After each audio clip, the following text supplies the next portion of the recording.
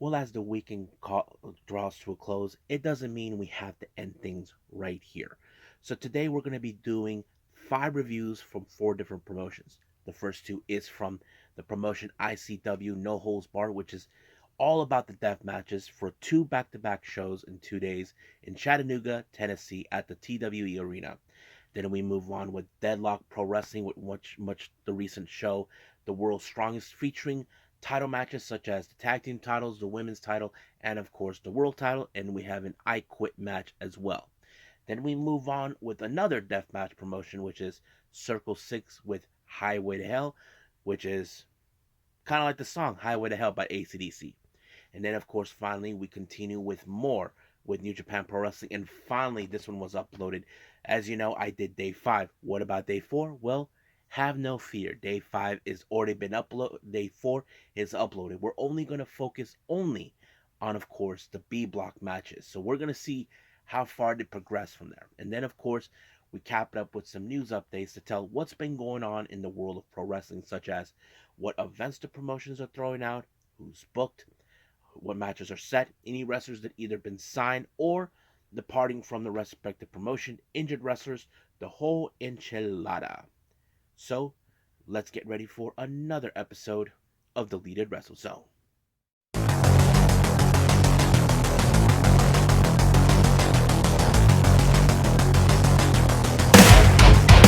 Are you ready?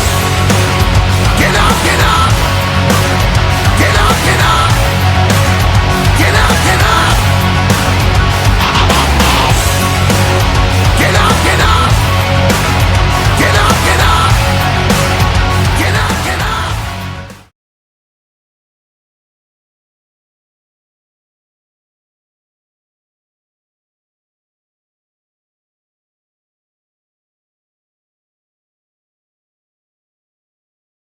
Welcome everybody to Deleted Wrestle Zone, all things that is pro wrestling with AEW, NXT, New Japan Pro Wrestling, Impact Wrestling, the National Wrestling Alliance, various promotions, wrestlers, matches, and championships.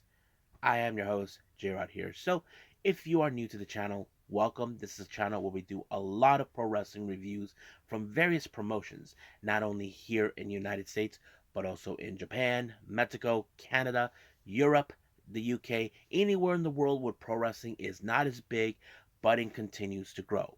We also do discussion videos, talk about various topics such as the wrestlers themselves, the promotions, storylines, factions, whatever we want to talk about. Also, we do some news updates in case if I'm unable to put it here on this channel, on this episode more specifically, I can put it by itself. And of course, we do other cool stuff on this one. So if you like what you see, please subscribe to us. So click on that subscribe button. You'll be getting a lot of daily reviews on this channel and other cool stuff. But if you also like this episode, please give us a like on the like button. And of course, leave us a nice comment down below. Now, let's begin with our very first review. This is day 1 from the ICW in Chattanooga for Pitfighter X18. This event took place on the 17th of November. Now, if you guys are unfamiliarized with ICW, if you guys are new to the channel, let me explain this promotion. This promotion is all about the death matches, kind of like GCW and other promotions you might have seen, like Circle 6, forgot what other ones, IW South, IWA South, and other locations. But ICW No Holds Bar has a unique type of flavor where it features the rings to be different settings. Like there's one where they use like a cage with all types of plunder in there. They use a bike rack, a ring that in fact uses the chain, and all this other cool stuff. So let's get started with our very first show. This one is of course from November 17th with Pitfighter 18 X18. Um, we have, of course, our first match. We have Malcolm Monroe III, or better known as MM3. He takes on Dr. Redacted. Now, I haven't seen an ICW show for a long time, so a lot have changed since then. But watching Dr. Redacted, I felt like he became like one of the fan favorites. People were getting right behind him, and this match was a total, how do I say, brutality match. However, Dr. Redacted applied a somewhat of a Death Valley driver through a door of barbed wires onto MM3 to pick up the win. However, here comes the champion, who I was not aware who it was. It was Hoodfoot. He must have defeated the belt from Brandon Kirk, who to me was the last person to hold the title. He goes out to Dr. Redacted and decided that the following day, during their 2 day in Chattanooga, that's going to be him versus Dr. Redacted for the ICW American Deathmatch World Title. So that's going to be interesting to watch. So that will be on the next review after this one.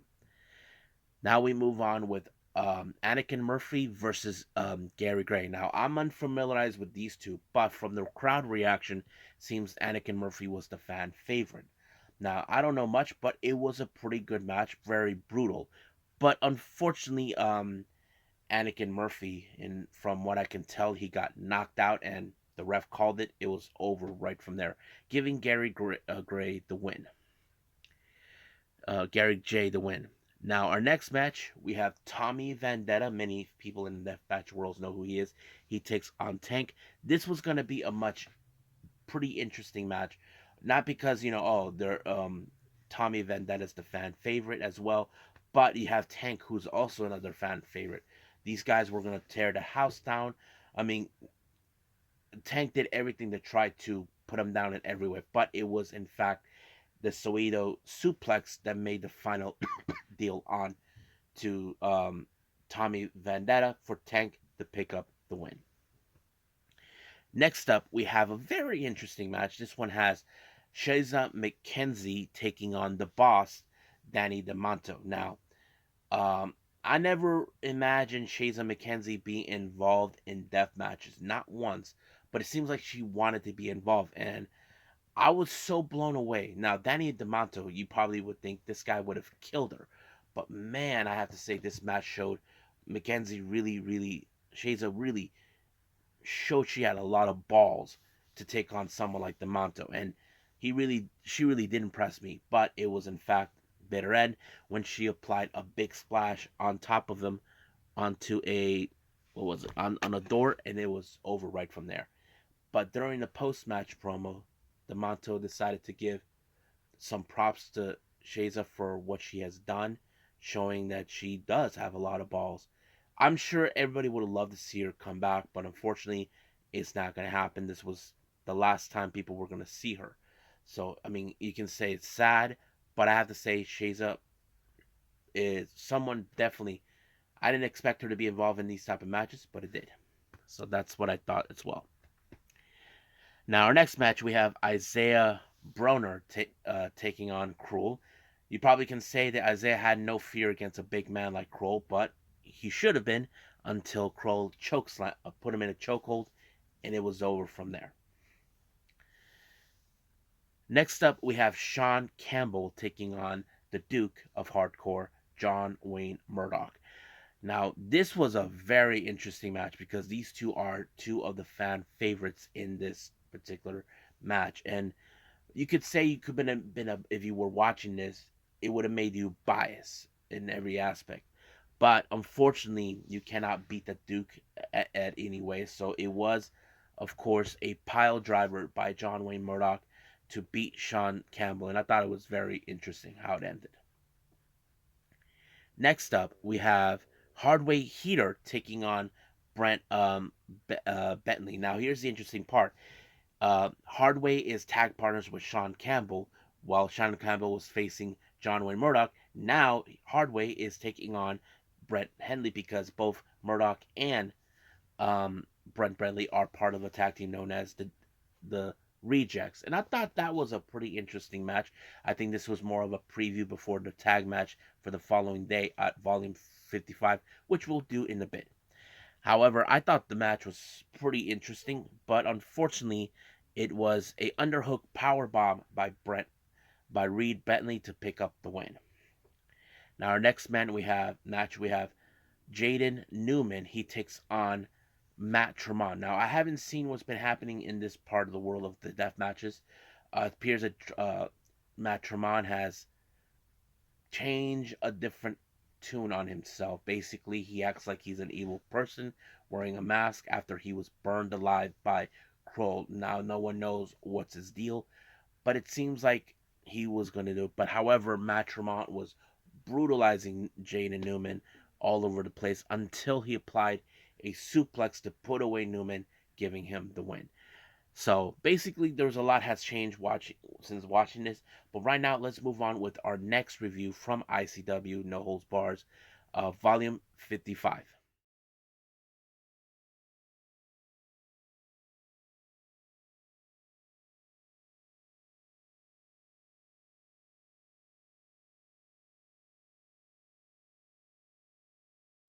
Okay, we continue with more of ICW No Holds Bars. This is day 2 in Chattanooga, Tennessee, at the TWE Arena.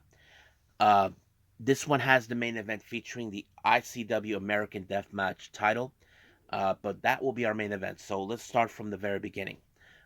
We do have, of course, a tag match, which you don't normally rarely see in death matches, but it's very interesting.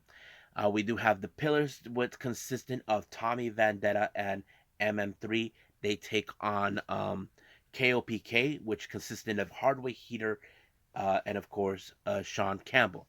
Now, these two teams are possibly the fan favorites to watch, but I think to me I was a bit biased because of the crowd reaction watching this.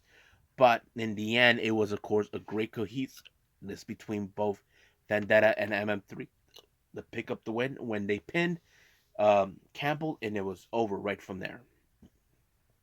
Next up, we have Brent Eisen, who I've seen before, but at a different promotion. He takes on Tank.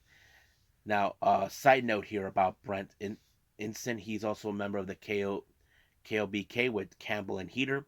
I thought it was interesting to see him, but however, this was like a battle of big men between Tank and Eisen.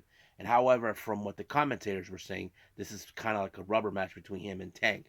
But unfortunately, Tank was the one who picked up the win when he applied his Saito suplex, and just like that, it was over. Next up, we do have the big man Monster Cruel taking on Adam Priest. Now, from what the commentators mentioned, Adam Priest did something that pissed off Cruel in every way possible. Now, seems I don't know if they were friends or so, but however, you got to ask yourself this question. Is an apology good enough to stop Kroll? Well, to answer to that, hell no. Now, because the reason is this, Adam Priest tried to stay away from him as possible, but Kroll kept coming like a freaking monster that won't die until he gets his victim and dismantle him. But unfortunately, it was over when he did this one crazy move multiple times on Priest, and ref decided it's over. It's over. He's done. He's done. So I don't know if trying to apologize was going to help, but it did not help him whatsoever. So yeah. Next up, we have Danny DeMonto, the boss. He kind of put out an open challenge against anybody, but this referee named Cody Manhorn, he stepped up to the plate. But this guy, he is no big dude. He's not a big dude with muscles or big shaped dude like myself. However, the dude was like called his shot, taking him out. I mean, you probably would have thought that this guy had no chance whatsoever taking on the boss of ICW. But he did show more balls than anything. But in the end, it was, of course, Cody who finally picked up a win against him when he, I don't know what he did. He just jumped on top of him, landed on a door, and 1, 2, 3, it's over just like that. And at the end, DeMonto really gave him some props that he really stepped up. I will love to see him more in ICW if I ever get a chance to see it again. So we'll see where that leads us in the future.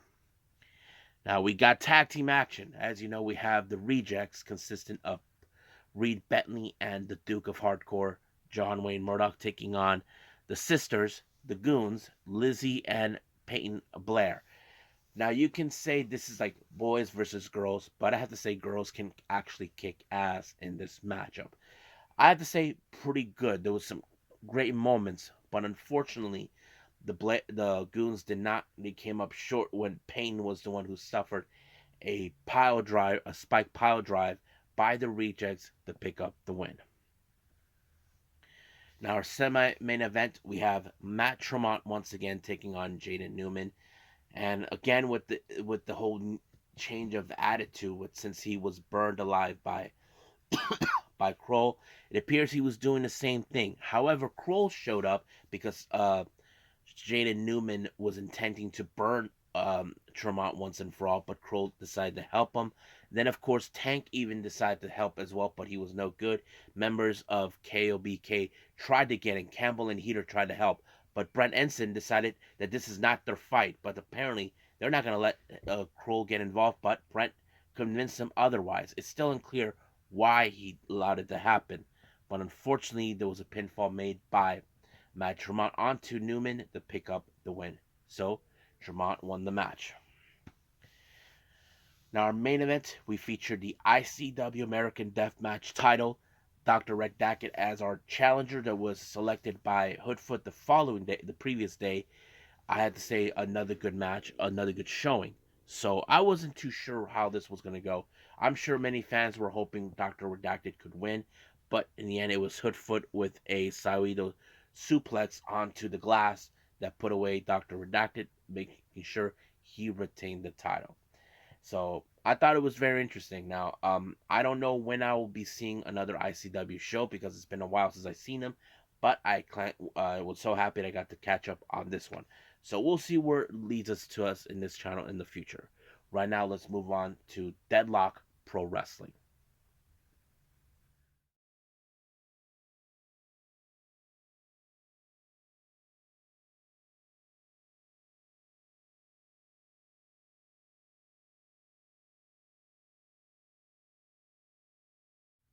Okay, Deadlock Pro Wrestling, DPW. It's been also a while since I made a review on this one. We have right now the world's strongest. This one was taped on the 12th of November, but it was uploaded on the 18th for some odd reason. I don't know why. But however, we start out with a three-way match. We have Jake something versus Balinaki versus LeBron Kozono. Now, Balinaki and Kozono, on the other hand, knew the bigger threat in this particular match is Jake something, since he is a huge individual. So most likely they would try to take him out, and it worked for a quite a while, because of course we did see Aki and Kozono were focused on each other, but at the possible moment, Jake something showed up and applied the Into the Void into Balinaki to pick up the win. So that's pretty interesting how that turned out. But of course, Kozono was not happy with the result of the loss because he is making plans for a title shot. Now, he never specified what, but we will see what that leads us as well. Now, the most hated person in DPW, a BK Eastbrook, goes out of his way calling out Andrew Everett. Now, months ago, I was not witness to much of their past events. Turns out the West Eastbrook assaulted Andrew Everett's father for no apparent reason. And of course, he had his security saying that they're there to protect Andrew Everett from himself. But of course, hearing all this crap with Andrew Everett, he wasn't going to let that slide. He showed up and tried to this hurt him, but he hurt the security team. However, Andrew Everett said that he wants Eastbrook in a no holds barred match, and I'm sure that Eastwood would probably think this will be working in his advantage. But right now, he's had to focus on his compadre, Lucky Ali, in an I Quit match. Now, our next match, this is Chris Danger's debut match. Now, Chris Danger served as a manager for a tag team in DPW. However, he is facing off against a wrestler, an unknown wrestler he did not choose. However, the wrestler that was chosen for him, it's someone that he knows him, and of course, you guys know him too, and that is none other than the chairman, Sean Spears. So, if you guys didn't know this, Sean Spears was solely responsible in Chris Danger's training. So, it's like the master versus the student. So, you ask yourself, can the student defeat the master? Now, we've seen these type of storylines before, but however, I liked how it was. But the obvious thing is, I'm sure Chris Danger did put up a hell of a fight, but he was nowhere near matched to Sean Spears until Sean Spears applied two pedigrees to put him down 1, 2, 3. It was over. Next up, we have a 6-man tag team match. Team number 1, we have Royce Isaacs, Jarrell Nelson, and Tom Lawler, aka Team Filthy. They take on what's his name? Calvin Tankman, the Bounty Hunter, Brian Keith, and of course, all the way from Japan, Masato Tanaka. So I thought this was a very good match. But what I like about this, Team Filthy are the most cohesive team in this match. However, how will Tankman, Keith, and Tanaka coexist? I have to say they coexist very well, and not to mention they hit hard as well. That's one thing that I did enjoy, but it was like a somewhat of a hidden blade of a back fist by Tankman onto who was it? Onto Nelson to pick up the win. Now our next match is one of 3 championship matches. We have the DPW Women's World Title. Masha Slamovich, who is currently the WXW Women's Champion, now wants to collect this belt into her, to be on her shoulder or waist, however you want it. Takes on Emi Sakura. I thought the match was pretty fantastic. It showed, how much the Queen has to win in this particular match until she applied the Queen's Gambit onto Masha Slamovich. 1, 2, 3. She retained the title. Now, our next match, we have the DPW World Tag Team titles. Now, ever since the Workhorsemen finally won these belts, they decided to face new, fresher talent. Even though the Violence Forever were forbidden from ever challenging them, apparently they got a few phone calls from a couple of friends of theirs, and that is none other than the grizzled young veterans who recently, of course, were released from WWE. Now they're back with their old name and taking names. And I thought it was a fantastic match. I thought it showed exactly what Grizzled Young Veterans needed to be. However, of course, the Workhorsemen claiming they're blue collars, they can fight anybody. They used the belts in their favors to ensure. They even used it on James Drake on his knees. And then, of course, Drake, JD Drake pinned James Drake. Well, kind of confusing, and pick up the win. But I'm sure this is not far from over for the Grizzled Young Veterans. I'm sure they'll be back to get another shot of the tag titles, which is going to be fantastic. Now, our next match is an I Quit match, so let me give you a lowdown of the background, how we got from this match. Apparently, Lucky Ali, who was happy that Kobe Carino was gone. Now, this is around the time Kobe Carino was supposed to be in WWE, but let him go. But Lucky Ali was not happy that he was there. So basically, it's like, what the hell are you doing here? You don't work here. That sort of attitude. But however, Colby Carino put himself in the match in I Quit, where they were brutalizing each other using all kinds of plunder, like chairs, tables, whatever they can get their hands on. And BK Eastbrook, he was out of it. So, but in the end, of course, Lucky Ali, who decided to save his own butt, quit. But Kobe Carino whacked him with the chair when he has it around his neck. So that means Lucky Ali is over. But on a side note, here's what people don't know. Lucky Ali is also going to be reporting at the Performance Center in January of 2024. So this could be a perfect way for him to exit. That sort of sits it in. Now our next match, we have the DPW World Title. Alec Price versus Jay Malachi. Now Jay Malachi is one of the favorite wrestlers in DPW. Many people have followed him. However, he has to face against a guy who has worked his way up to the top, but however, he's a bit arrogant. We're talking about Alec Price. I thought this match was fantastic. However, when Jay Malachi, Jay Malachi, on the other hand, tried to apply the Malachi cutter onto Alec Price. Apparently, he used the ref as a collateral damage. Second ref shows up, didn't do any good for him. But unfortunately, Malachi applied two cutters onto him to put him away and retain the title. So, however, Jay Malachi made it clear that that people have been hearing the rumors. Was it true? Apparently, I mentioned this in the news update. He made a decision that he wanted to relinquish the belt. Now, he wasn't doing this because he wanted to. He cannot take this belt with him where he was going. If you guys know he was going to WWE. at the Performance Center. So he will, much like Lucky Ali, he has to report in. However, he decided that next month they should be crowning a brand new champion. So he asked who will step up. The first one is Tankman, who is hungry to go to the top and also win this belt. And then, of course, Kobe Carino. So basically, we have a match set up between that, so that could take place next month. So we'll see who will walk out as the winners for the DPW World Title. And I think that's pretty much it right now with DPW. Let's move on with Circle 6.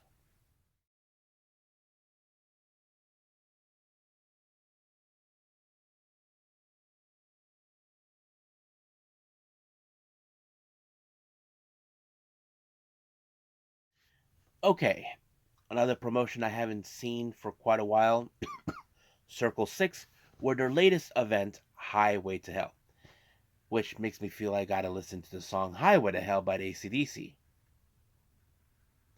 I'm on the highway to hell. Dang, dang, highway to hell. Yeah, I'm such a dork. So, anyway, let's get started. Now, this particular show ties into their upcoming tournament by the end of this year. They're calling it King of the Deathmatches. So, there's several wrestlers that are participating in this particular show for Highway to Hell that will participate in the King of the Death matches, and I'll explain which ones will be. Now, our first match is a barbed wire bundles death match. We have Juicy Finau taking on AJ Gray. So, this is going to be a very interesting matchup because, as you know, Juicy Finau, he's a big individual that would pancake you if he wanted to. But AJ Gray, known as Black Death, you know he would do whatever it takes to pick up the win, which he normally would. However, it was AJ Gray with a body press that allowed him to win because he had the help of some tubes right on top of Juicy Finau. 1, 2, 3. It was over right from there. Our next match is a painkiller death match. Now, don't ask me what the hell is a painkiller. Don't ask me that. I don't even know. But death match is death match. It's Tommy Vendetta versus Dale Patrick. I saw in this match, Dale Patrick seems like he's on a mission. You know, like he's determined why he's involved in the business. But unfortunately, he did pick up a very huge win against Tommy Vendetta when he applied an underhook pile driver onto Vendetta to pick up the win. However, during the post match, he put out a promo about him being involved in the King of the Death matches, and he will stop at nothing to get where he's at. But the one person he has a problem with is a guy named Drake Younger. So he's probably hoping that he does not get involved in the King of the Death matches because he does not want him to ruin his thunder. Well, people always ruin thunders all the time. I mean, I've seen it myself, but that's how it is. Now, our next match is another death match. We do have Remington Roar versus Journey Fatu. I thought this match was also interesting because I know Journey Fatu is part of the South Pacific Savages with Finau and Jacob Fatu. I thought this match was pretty interesting, but however, it was Journey with a very hip attack with some light tubes onto the face of Remington Roar to pick up to win. However, in the post-match promo, it was later revealed that Journey Fatu will be the first, will be claiming that he will be the first South Pacific Islander to be involved in the King of the Death matches. So I thought that's a very interesting promo. So we'll see where that goes. Now, our next match is another death match. We have someone that was mentioned earlier, Drake Younger taking on Aeroboy. Now, Aeroboy is a deathmatch wrestler based out of Mexico. You probably would think this is going to be another bloody murder type match. Well, it did. But I was so impressed that Drake Younger was able to apply a much easy move called the Magistral to pick up the win. So I was like, not bad. However, during the post-match comments, as you know, I mentioned this earlier, Dale Patrick is hoping that Drake Younger does not get involved. But however, it appears that Drake Younger has other plans. He told people he is not participating in this year's King of the Deathmatches. He said that he is, in fact, heading to Japan to represent Circle 6 at Big Japan Pro Wrestling. Now, if you're unfamiliarized with that promotion's involved in Deathmatches too. So this is huge for him. I don't know what Dale Patrick would make of it. I'm sure he'd probably happy, but I don't know if he should be happy knowing that he's going to Japan where there's death matches over there. So I don't know. We'll see where that leads us. Now, our main event features, of course, the Circle 6 World title in a last man standing. We have the challenger Kroll taking on Matthew Justice, who's the champion. I thought this match was unbelievably good because, Kroll, he's a big dude. Can they put him away? I think Matthew Justice did everything to put him away. I mean, use whatever plunder is available, grab whatever chair he can get, whatever table or ladder or whatever, until he finally put the man down and he stayed down for the count out to happen for him to pick up the win. So, very fantastic show. So I think it was pretty good. I think that's pretty much it with Circle 6. I believe it's time for our final review, New Japan Pro Wrestling World Tag League.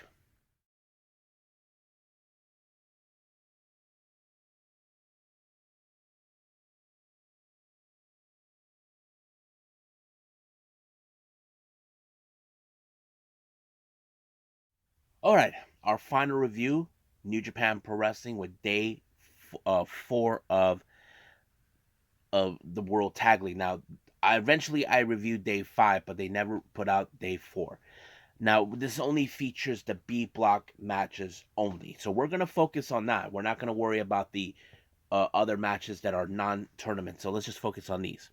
Our first match, we have the Rogue Army, consistent of Jack Bonza and Bad Luck Fale, the Rogue General, taking on Soberano Jr. and Atlantis Jr. Now, of course, X factors in this type of match, you can think, all right, you look at Soberano and Atlantis Jr., they have to rely a little bit on their speed to take on guy like Bad Luck Fale, who's a huge dude.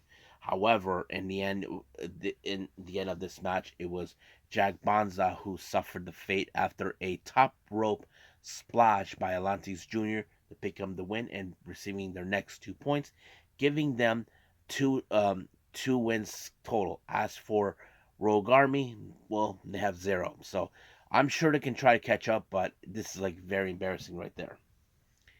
Now our next match, we have Zondoka Jr. and Yota Tsuji taking on Minoru Suzuki and Yuji Nagata. Now, of course, the whole thing with Nagata and Suzuki is rather bizarre, but it kind of helped out a little bit.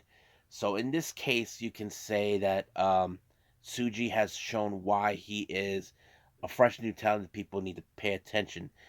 But I like the new combination with him and Zondaka pulling up, calling a move called Vamos Amigos, which translate to "Let's go, friends." So that sort of thing.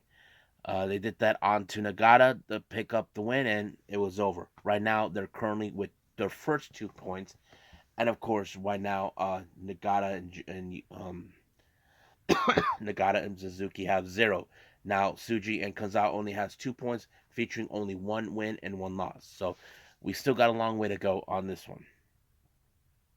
Now, our next match, we have Monster Sauce taking on Alex Zane and Lance Archer taking on the current IWGP Heavyweight Tag Champions, Yoshihashi and Hiroki Goto, better known as Bishamon. I think this was a fantastic match because it showed how much cohesive Archer and Zane have become since it started. I mean, Archer did say that hanging out with Zane will be beneficial because, as you know, he gets free tacos wherever he goes. So basically, this is a very good match. But unfortunately, this showed why. I don't know. I feel like right now my second 2 pick in the B block is possibly going to be Monster Sauce. That's the thing for me. So it was the blackout onto Goto by Archer to pick up the win. However, in the post match, they made it clear that they're going to go through everybody to win the whole thing. So we'll see if they can pull it off. That's what God, more specifically LP and Hikuleo said before in their post-match promo in day 2, I believe. But we'll see. Oh yeah, but anyway, Monster Sauce, on the other hand, on their point system, we only have 2 wins, and they only have 4 points. And as for Bushiman, 0, which really sucks. Now, our main event is just 5 guys, Yuya Uemura and Taichi, taking on the current New Japan Strong Openweight Tag Team Champions, um, LP and Hikuleo. I thought this match was pretty good because this one shows how much just 5 guys want to prove they want to go to reach the top, make changes in their careers. I thought it was fantastic in every way possible.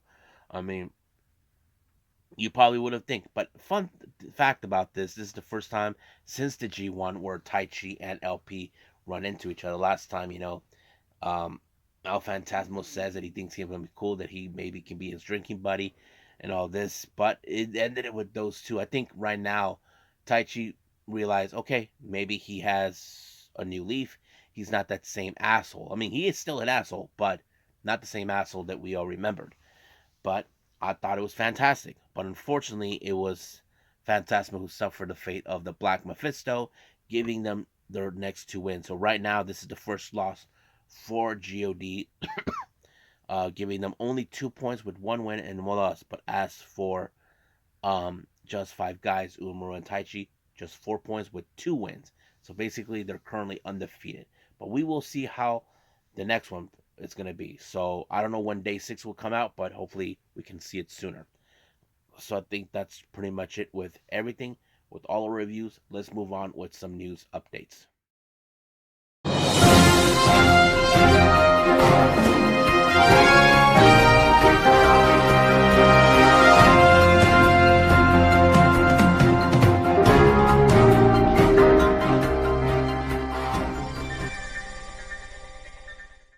Okay, so welcome to our news updates. So let's talk about updates that are going on in the different promotions all over the world or this country, however you want to put it.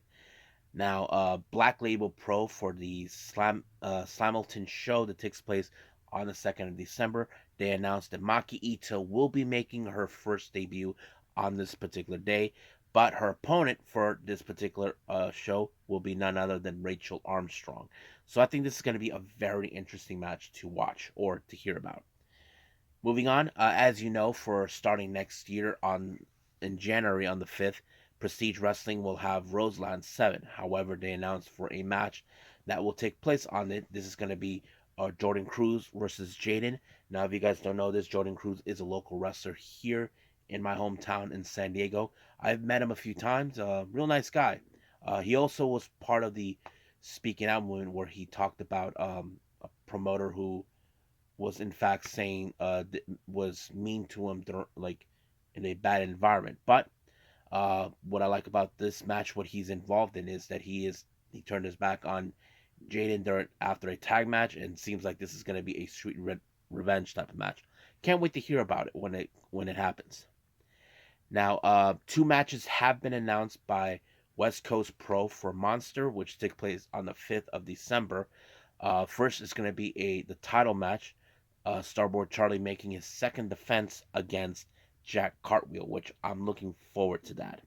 And then, of course, we have Masaaki Mochizuki from Dragon Gate takes on the bounty hunter Brian Keith, which I'm looking forward to see. And finally, for those who are from San Diego or from uh, the SoCal area, you may have heard this. If not, then I'll tell you. But especially this involves wrestlers who know this guy completely.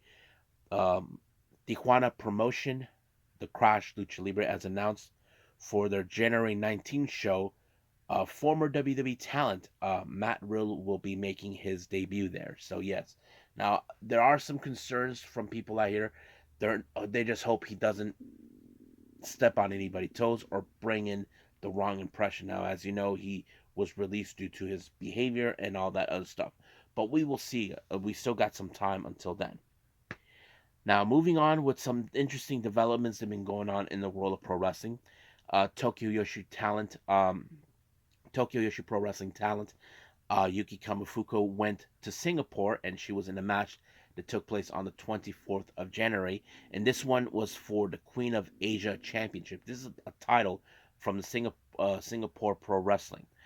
She faces Alexis Lee and defeated her to become the brand new. She is now the 5th champion for this title. However, she is not the first Japanese wrestler to hold this title. The first one was the 2nd champion herself, and you guys know her too well, and that is, of course, the first ever AEW Women's Champion, and of course, you may have seen her a lot. We're talking about Riho. So yes, Riho was the first Japanese wrestler. Kamifuku was the second. So it's great that uh, I know she has been making trips outside of Japan. I mean, Singapore and Thailand, but it's very amazing that she won a title outside of it. So we'll see what happens until then. Now, as you know, what happened at after Survivor Series in the main event, Drew McIntyre was very upset, so he walked off and left and headed out. However, they said that he got into his locker room, slammed the door, put on a hoodie, and left. Now, we know that there was no terms of agreement of a contract between him and the WWE. He just immediately left, but he went straight to his family. We don't know what's the extent of what's going on, but there were rumors speculating that he was not too happy the fact that CM Punk is back, or whatever the scenario is. So we just don't know exactly too much. So we'll stay on top of that. Now, finally, speaking of CM Punk, Dave Meltzer and Sean Ross Sapp had some things to say involving that. And let me pull it up. I think I saw this recently. Oh, here it is. Okay. This is what Dave Meltzer said regarding CM Punk being at Survivor Series. As far as Seth thing goes, that was all an angle. That was 100% an angle playing off the fact that months ago when somebody asked Seth Rollins, like, he's a cancer, we don't need him, which later, by the way, he said the company wants him, it's the right thing. He doesn't have a problem with it. But because he made that statement, they figured it could be to do a shoot angle with it would make sense. Yeah, I mean, yeah, we could see like, okay, we could see like they're selling the angle, okay, I don't like you, you're a problem to the company. And I think that would make sense. However, Sean Ross Sapp got information detailing about what happened when CM Punk showed up. So this is what he had to say. CM Punk told at least one person close to him that he had an hour-long conversation with Triple H last week. WWE staff, reps, creative had no idea. He walked through the back in plain sight minutes before he appeared. They had to clear the area out. Triple H took over the calling show in the last couple of minutes and called out for the copyright logo. Even many in the production didn't know. So this was something kept in the dark from everybody inside the WWE. We're talking about wrestlers. We're talking about the staff, the creative team. So this was all kept quiet, which is something that we have seen before. But I'm sure there are some talent that may are not happy to see Punk back. But of course, some people say, look, it's probably best because, as you know, things may not be going well for the company with WWE for a while. But we'll see what happens. We just hope that this thing with Punk doesn't blow over soon. So we'll see what happens until then. But for now, let's just call it a day. Okay, hope everybody enjoys this episode. For Monday, I haven't decided yet what I'm gonna do, but however, I just recently found out that they uploaded the recent Stardom shows, and of course, day 6 of World Tag League. So you know what I'm gonna do, like I did last week. Let's do another all-day Japanese show, an all episode about the Japanese wrestling. I haven't seen the recent Pro Wrestling Noah shows or the All Japan, and there's just recently the Sendai Girls. So let's do that. Let's do all about the Japanese show for the next episode. But I'll surprise you on that. But for right now, I'll see you guys.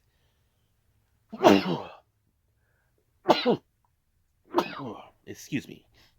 Anyway, I'll see you guys in the next DWZ time. Same DWZ channel. I must bid all of you adieu. So, goodbye. Mwah. And have a nice day. Bang.